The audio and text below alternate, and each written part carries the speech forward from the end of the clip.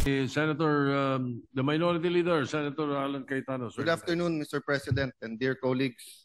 Thank you for being here today. Question lang po, ano po yung motion na December 6?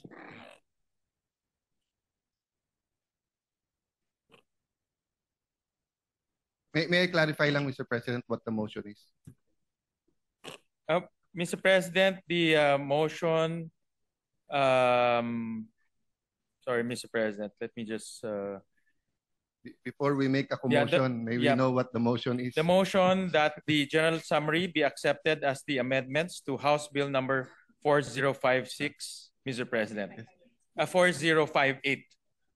Before that, Mr. President, just because our clean copy is actually a summary, but the summary we were expecting ay kasama yung programs, hindi lang numbers. May we ask some questions and be clarified before that? Or if we pass that motion, can we still be, can we still make amendments? What's the preference, Mr. President? Should we ask first or pass this motion? Well, Mr. President, we can receive questions, Mr. President. Yeah. So if that's the case, Mr. President, can I ask some clarificatory questions? Yes, you may. Go ahead. There is a pending motion, so you can avail of the period of interpellation on that particular motion. Let me start with the premise. The premise is that it's extraordinary times through a series of events, both natural and supernatural, na expose ang massive graft and corruption basically in flood control. But we are all aware that it happens in different departments and even sa collection pa lang ng taxes. No? Ang highlight ngayon, thank you also to Senator JV and Senator Erwin yung sa BIR. No? So given that, we have an extraordinary opportunity for a game changer budget. So, premise number one. Premise number two, may vision. And yung budget ang popondo sa plano para ma-attain ang vision. No? So for example, Mr. President, in all our interpellations, people agreed on three things. Masyadong nagsisiksikan sa highly urbanized. Nag-agree po tayo na ang baha, traffic, etc. ay lalong sasama kung panay sa highly urbanized. Nag-agree din po lahat na ang trend ay mas mabuti kaso sa padagdag lang ng padagdag ng highways, especially in Calabarzon, Metro Manila, and Region 3, while we neglect the rest of the country. So, question, did we put funding, 5-10 billion for the Mindanao Railway?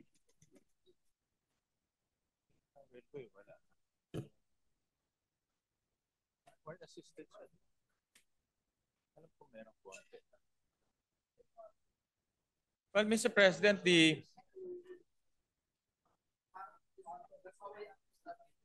Mr. President, yes, with the permission of our Minority Floor Leader ahead, and Majority the Leader. sponsor, maybe we should act on the motion first, and after that motion is acted upon and voted upon, the good Minority Floor Leader could ask the questions. If it's all right with the Minority Floor Leader. Yes, yeah. Whatever the pleasure of the majority. For as long as, Mr. President, if there are certain changes acceptable to the chairman, we can still make it.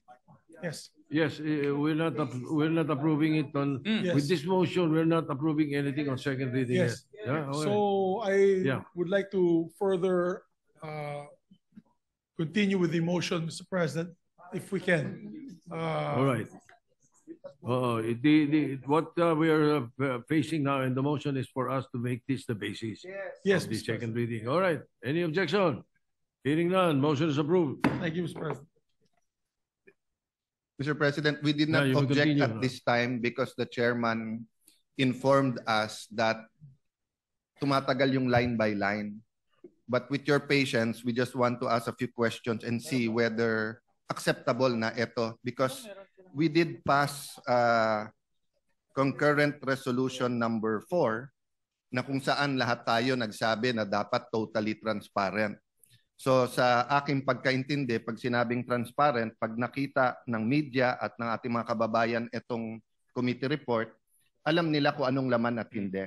Having said that, between complete transparency and a reenacted budget, parehong may tama sa ating bansa. And to be fair to the chairman, he has promised us that Saturday, Yes. lalabas yung line by line, and before the third reading nandun. Yes. But please understand na hindi kami komportableng bumoto today based on this if we're not able to clarify kung ano talaga yung mga laman. But I'd like to put on record that even informally, meaning not here, whether it's in the lounge, in my office, in his office, Senator Win has been totally transparent of what are the changes and what are the committee report. Wala tayong tanong doon, no? Even sa majority, we had a instant caucus yesterday for some tricky issues, and I appreciate the conversation. But in the spirit of true transparency, and because I am inspired today, because Senator Lito Lapid is focused and intently listening to me.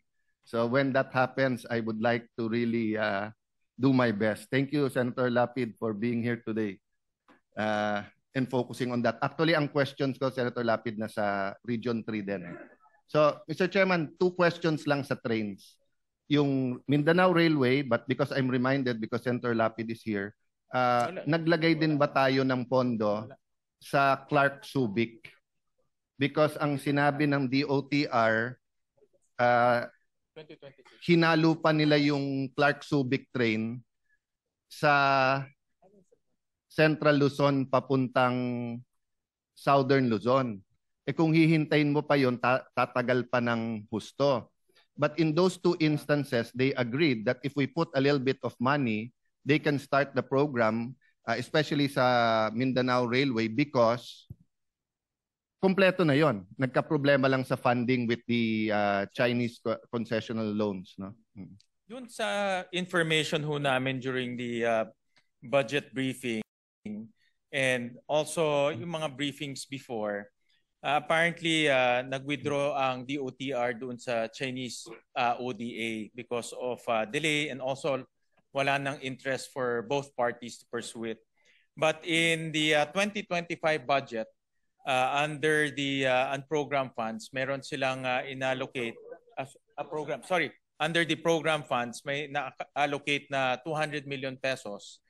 And ito yung ginagamit nila for preliminary works. In fact, may nakita ko sa news na meron na silang mga parcellary, surveying, so ginagamit nila ito. For 2026, wala po dahil walang loan na request. Yes, but Mr. President, that's why we have interpellations, di ba? So ang hindi naging proactive ni hindi naging reactive ang DOTR doon. Parang sa kanila hintayin natin yung loans. Ballpark lang, magkano ang total cost ng subway sa Metro Manila? Okay.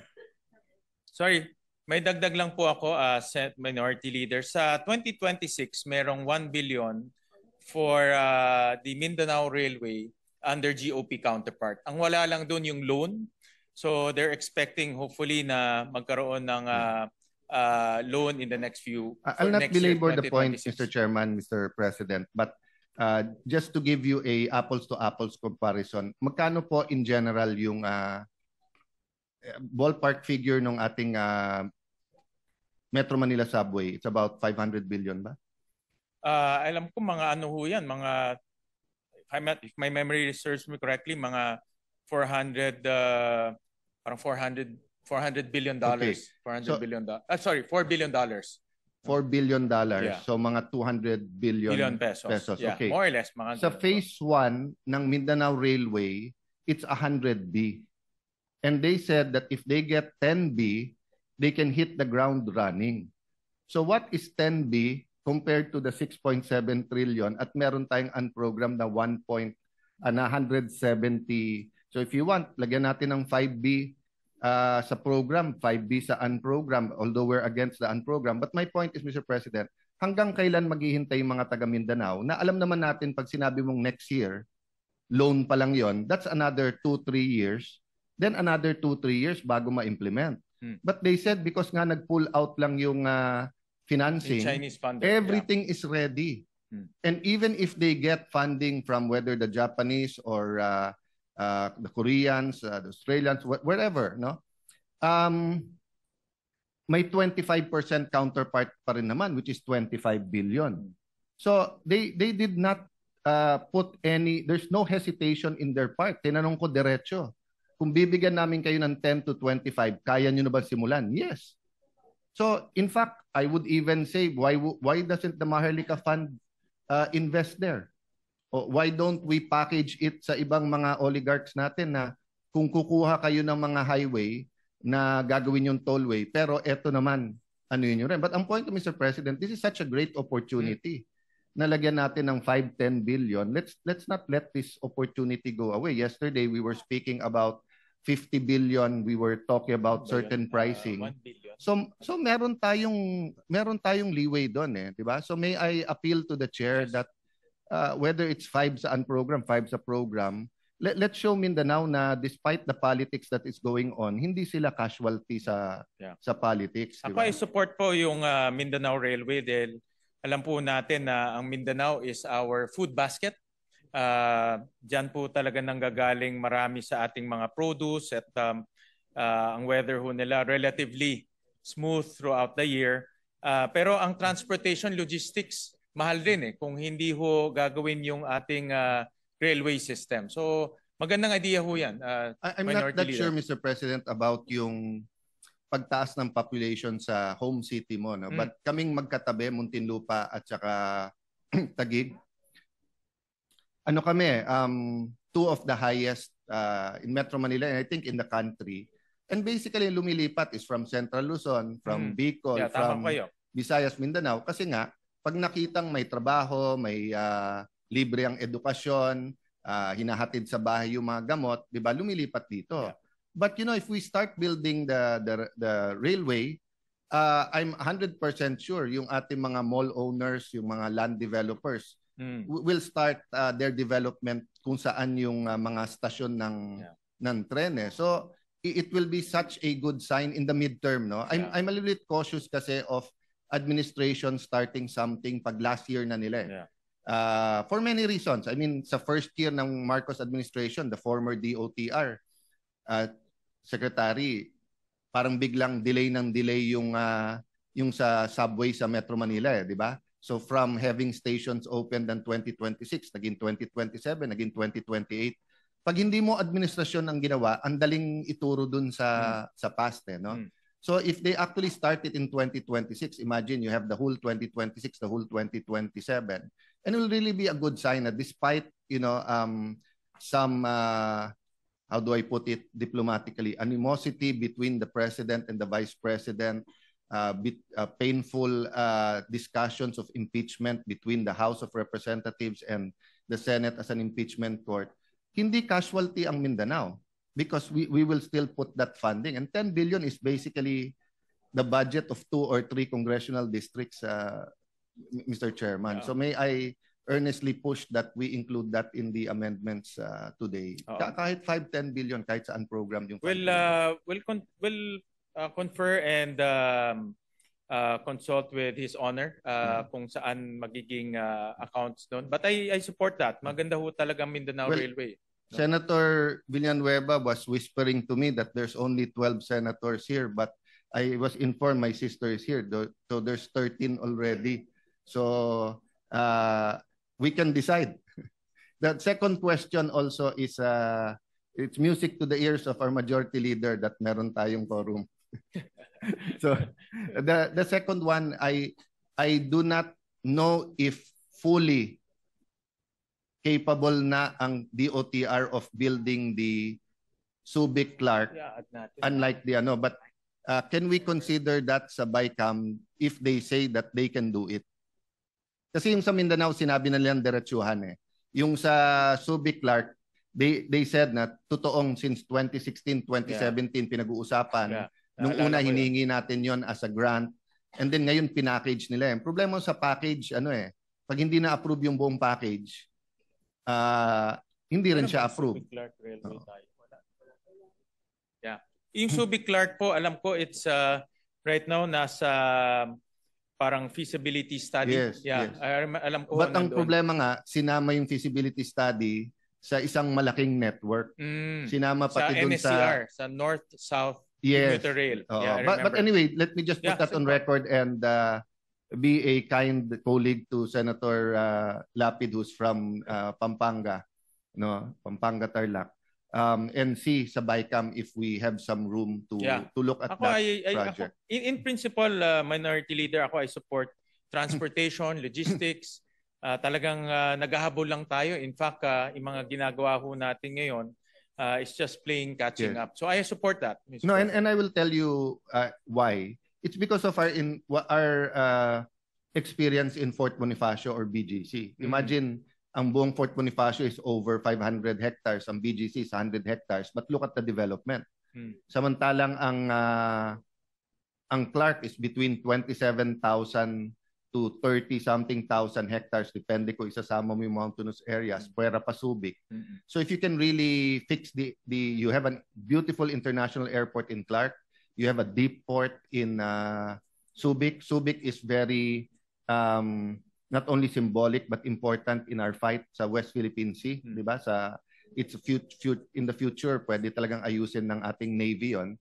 So if you really have a train Yeah, tama ho kayo. for goods and people between Clark and Subic, even yung synergy na inimagine ng mga Amerikano when they built it in the late 1800s, early 1900s, can be fully utilized if we have that, no? Tama. But yun nga, natatakpan ng mga, how do I say it, no? Yung mga mas urgent. So I think these two railways, Mindanao and Subic Clark, are both as important as others like the subway. But sometimes kasi pag napapanood mo sa news, araw-araw na traffic, nagiging mas urgent yung iba. Pero actually, in terms of importance, magsing importante sila. In fact, I would argue it's even more important because if people move, ang ganda-ganda ng Bulacan, Tarlac, Pampanga, Nueva Ecija. So, but ang problema nga is the infrastructure, Mr. Chairman. Yeah. So, Mr. President, ako sinusuportahan ko itong railway system natin, and conceptually, Mr. President, we will support that in the budget. Ang i-consult ko na lang ang ating Minority Leader and DOTR on how much to put para malaman natin na magagastos ho nila. For Subic Clark Railway for 2026, meron ng right-of-way fund under BCDA of amounting to 70 million pesos. Okay. So meron na rin silang intention to start the right-of-way acquisition for both projects actually. Yes. For both projects. So, the next question is unprogrammed funds. No, you were telling me yesterday, Mr. Chairman, and let me give you that opportunity, that although the majority wishes to keep it, or the palace wishes to keep it, because in my research, before 2022, walang unprogrammed, walang ganun release, no? And you confirmed to me that in the past 3 years, may unprogrammed pero lump sum. Yung sagip portion. Yes. Meron doon unprogrammed sagip. At itong sagip portion is lump sum. No? And not to use this as an opportunity to defend my colleague, Senator Joel, but you know, it's a little bit crazy that you have that fund that it's actually the executive that can release, but a district engineer is claiming that he can have it released for a senator without the senator knowing it. So I leave that to those investigating, but I'm just stating for the record na nakakabuang isipin na pwedeng ganon. So my first option is to ask na tanggalin to. But if we keep it, the chairman was telling me he has some reforms and some special provisions to make sure that it will not be abused, and it will not, because I don't want, let me make it clear, I don't want it to be a black hole. No. Tama ho kayo dyan. Can you imagine if it's a black hole, then pag may na-release, anyone can say, si Governor ganito yung nagpa-release. Si Senator ganito nagpa-release. Si ganito pag-release. Wala kang kalaban-laban in this environment and in this in the present environment, no? Yes, go ahead, Majority Leader. I will always yield to you. So just to clarify, I just want to clarify, Mr. President, the query of the good senator, the Minority Floor Leader. Ang usapan nga natin ay dapat wala ng unprogrammed funds. Kung meron bang naiwan unprogrammed funds, Mr. President, may we request the chairperson to tell us what the program funds is going to be used for, like specifically. Kasi dyan po nagkaroon ng problema dito sa investigations na ito, yung scandals. I think the idea was dapat wala ng unprogrammed funds. But if the good sponsor can tell us what the unprogrammed funds are for, to be clear to all of us. Yeah. here. Then after that, Mr. Chairman, maybe I will yield, but I have some proposals. But if any of our colleagues have proposals specifically on the unprogrammed fund, I will yield, Mr. President. Kasi kung ma-solve natin to, major to for Yeah, transparency. I'll be more than happy, Mr. President, to share with the body yung reforms na ginawa natin sa program. So dati ang program meron doong 11 line items. Ang para sa akin, pinaka-controversial na line item doon, yung item called Sagip, na in 2024, 225 billion pesos, in 2025, 160 billion pesos. Ito yung lump sum, Minority Leader. So for 2026, tinanggal na natin to. From 11 items, reduce natin to 7, of which 3 are considered cash, the 4 non-cash. So the 3 considered cash are yung foreign-assisted projects, yung GOP counterpart, at yung AFP modernization program. So yeah, breakdown. Yung 4 na items are non-cash. They just need book entries para ma-record sa libro ng mga agencies. No, for example, for 2026, ang foreign assisted is about 97 billion pesos. Ito yung lahat ng mga loans na lalabas for 2026. Yung GOP counterpart of those loans is about 35 billion pesos. Tapos yung AFP modernization 30 billion pesos. Yeah. So wala na po yung Sagip for 2026. if the good chairman If with the indulgence of our minority leader, may I be allowed to intervene, Mr. President, distinguished colleague? Distinguished colleague, you were saying yung Sagip is just